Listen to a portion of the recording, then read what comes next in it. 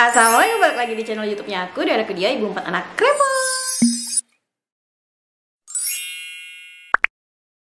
Apa kabar kalian semuanya? Semoga kalian sehat selalu. Di video ini aku mau sharing lagi tentang perkembangan kesehatan aku setelah operasi batu empedu. Jadi sebenarnya aku udah buat beberapa video pertama kali aku operasi batu empedu dan juga pengalaman aku setelah operasi batu empedu tuh kesehatan aku seperti apa. Jadi buat kalian yang belum tahu atau belum nonton video yang sebelumnya, pastiin kalian nonton dulu jadi kalian tahu kronologi atau riwayat penyakit aku itu apa. Kalau kalian mempunyai riwayat penyakit sama seperti aku, pastiin kalian nonton video ini sampai habis. Sebelum ke videonya aku mau disclaimer dulu nih bahwa apa yang aku ceritain di sini semuanya berdasarkan pengalaman aku.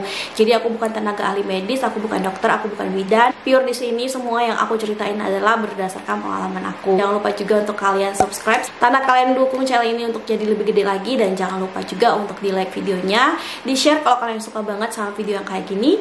Langsung aja kita ke videonya. Oke, jadi di video terakhir aku di situ cerita di dalam bagian bawah kulit perut aku itu ada tumbuh massa. Jadi ada daging yang tumbuh di situ dari kecil sampai menjadi besar. Terakhir aku periksanya ke dokter penyakit dalam. Katanya kan di sana aku disuruh operasi lagi untuk mengeluarkan daging tersebut karena aku tidak mau gegabah kayak mau belah-belah lagi perutnya. Akhirnya aku memutuskan kembali lagi ke dokter yang mengoperasi aku. Di video ini aku bakal ceritain lagi aku periksa ke dokter apa lagi. Nah, aku balik lagi ke dokter digestif yang mengoperasi aku. Aku kasih tahu USG dari dokter penyakit dalam, dan aku juga kasih tahu kalau aku ada tumbuh massa di bawah kulit perut aku. Di situ dicek nih sama dokter digestifnya. Memang di bagian kulit bawah pusar aku itu kalau ditekan keras kan, seperti yang aku bilang di video sebelumnya. Di situ kata dokternya ada dua kemungkinan. Nah, yang pertama aku harus MRI. Terus yang kedua dokternya bilang kemungkinan itu adalah massa otot. Jadi itu efek samping dari aku operasi di bagian sisa operasinya. Kan otot perut itu kan seperti ini ya. Jadi ketika ditutup kembali, dia tidak sama kembali rapat seperti semula. Jadi kayak ada timpang sebelah gitu dan membuat perut aku jadi keras. Karena aku memang tidak merasakan gejala yang sangat berat. Misalnya aku ada ngeluarin darah, pokoknya tidak ada ciri-ciri memberatkan. Waktu pertama kali aku datang ke dokter digestifnya itu pakai umum. Sebelumnya kan aku pakai BPJS. Nah, akhirnya di situ aku mutusin aku nanti mau konsultasi ulang menggunakan BPJS. Jadi aku bilang lah sama dokternya kalau aku nanti mau balik lagi ke kota aku dan ngurusin surat-surat pengantarnya untuk aku kembali lagi ke dokternya untuk MRI pakai BPJS. Kalau kalian tahu kan biaya MRI itu tidak murah, jadinya aku memutuskan untuk pakai BPJS. Dokternya bilang nanti konsultasi lagi sama dia, tentuin waktunya aja kapan aku bisa. Sekitar beberapa bulan kemudian aku baru datang kembali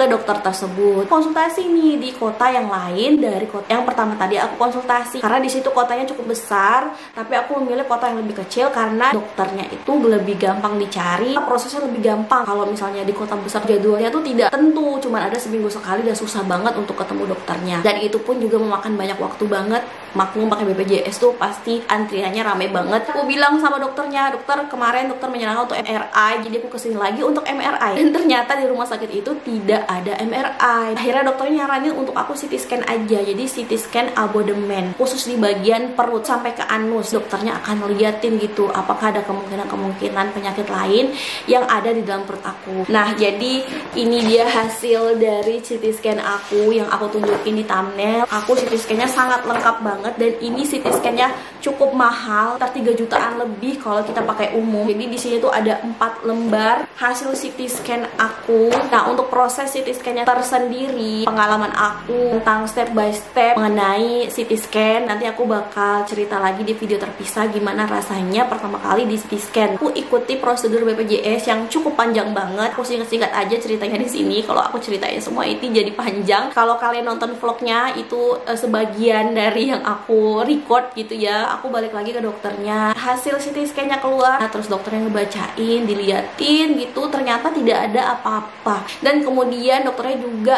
cek melalui anus untuk ngecek gen anus aku di dalam apakah ada kelainan, indikasinya kanker usus, tumor atau apa gitu. Setelah dicek ternyata aku tidak ada gangguan apapun di bagian pencernaan aku. Nah, akhirnya dokter digestif ini ngelemparin lagi ke dokter kandungan untuk USG gitu, dilihat apakah ada massa di dalam rahim aku. Nah, jadi panjanglah ceritanya. Besoknya aku datang lagi nih ke dokter SPOG. Aku dilakukan pengecekan di sana. Apa aja yang dilakukan? Yang pertama di situ aku di USG, dan kemudian aku dicek bagian vagina juga, kayak dirasain gitu apakah ada kelainan di mulut rahim aku. Dokternya bilang hasil USG-nya kalau ada massa atau ada kelengketan di bagian rahim aku. Di situ aku udah pikirannya macam-macam nih, apakah kista ovarium, apakah tumor, apakah kista yang lainnya gitu. Nggak karuan banget pokok pikiran aku waktu itu. Atas dasar itu dokternya ngerujukin aku ke dokter spesialis untuk bagian rahim. Dokter ini tuh menangani kalau misalnya ada tumor, ada kista di bagian rahim. Lebih spesifik lagi gitu, ada dokter SPOG, terus ada dokter di atas lagi SPOG seperti itu. Nah di sana aku dilakukan apa aja nih, kasih tahu lah nih tentang keluhan aku,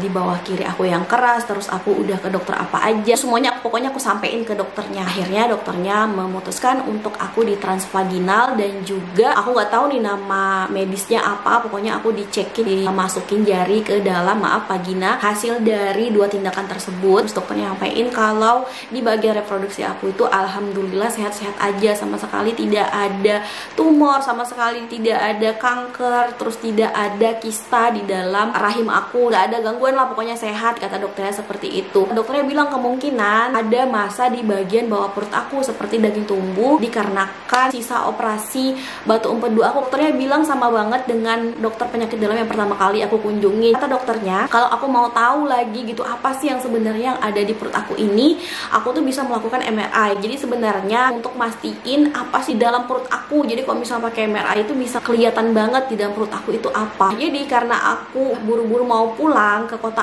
aku, jadi sampai sekarang aku belum melakukan MRI, jadi aku lanjut pengobatan alternatif. Nah kenapa aku ke alternatif ini, karena temen aku kena juga penyakit batu empedu sama persis kayak aku, dan dia tidak operasi dan sembuh di pengobatan alternatif ini. Jadi aku ikhtiar untuk alternatif. Nanti aku akan sharing lagi di video yang terpisah. Itu dia updatean aku tentang setelah aku melakukan operasi batu empedu. Kalian gimana nih? Coba share juga tentang pengalaman kalian yang sekarang lagi survive proses penyembuhan, atau masih pikir-pikir mau dioperasi atau enggak, atau kalian sekarang udah sembuh karena herbal, sembuh karena dioperasi. Boleh banget untuk kalian share di kolom komentar bawah. Nah jadi sekian dulu videoku kali ini, semoga video ini bermanfaat untuk kalian, terutama untuk kalian yang juga mempunyai penyakit sama seperti aku. Semoga video ini bermanfaat dan memberi informasi untuk kalian. Nah sampai jumpa lagi di video aku selanjutnya.